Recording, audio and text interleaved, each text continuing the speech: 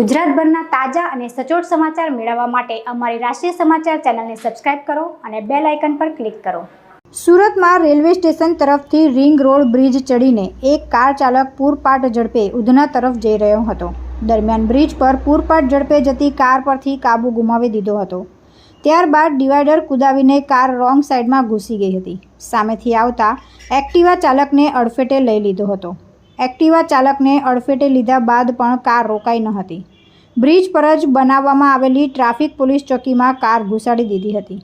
Car એટલી સ્પીડમાં હતી કે જો બ્રિજ પર ડિવાઈડર ન હોત તો 30 થી 40 ફૂટ નીચે કાર ખાબકી જાય તેવી શક્યતાઓ હતી।